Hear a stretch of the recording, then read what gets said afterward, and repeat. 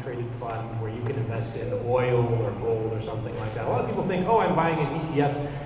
There's actually a little piece of gold in some vault that's mine. Well, in some cases that's true, but most of the time what they're actually doing behind the scenes is they're investing in derivatives.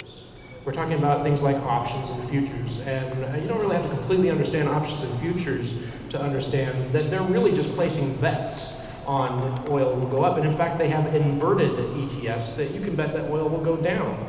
And so that they're placing bets on your behalf. And I don't know if they have one for oil, but they have one for a lot of things that are inverted. And it's all just using derivatives. And if we have a market of derivatives for, let's say, the value of a certain distributed currency, we can stabilize it using that market. I think that's an interesting point.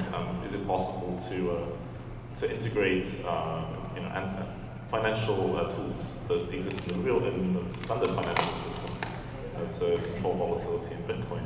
And I think the answer is probably yes. But what about the legal implications and the social implications of this kind of thing?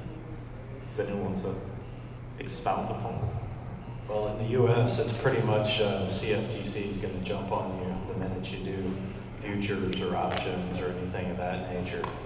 And some of y'all may have seen the Art Chilton, the CFTC director, talking about, well, if it wanders into derivatives, we'll regulate it. And then grinned and looked very excited.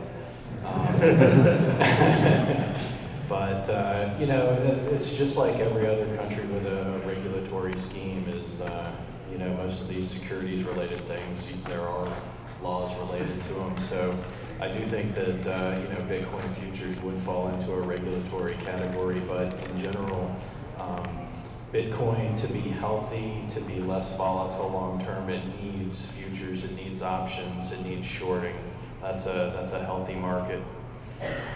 I wouldn't disagree that regulators would love to regulate Bitcoin futures and options, but I believe it's completely possible to do completely decentralized exchanges and futures and options. I've got so much to say about all this. I don't want to eliminate the time. But what's the need for regulation in that case? It's not so much that the need is still there from the government's perspective that they want to, but it's just not. It's completely impossible. Do you think they want to regulate a futures contract for $50? I think they want to regulate 1 million futures contracts for $50 each. If they're owned by different people. Yeah, I think they would try if they could. Okay. Well, I guess this is one of the interesting things we'll find out if they want to put thresholds on some of these rules so they're only protecting the big risky investors, or if they really care about like micropayment features.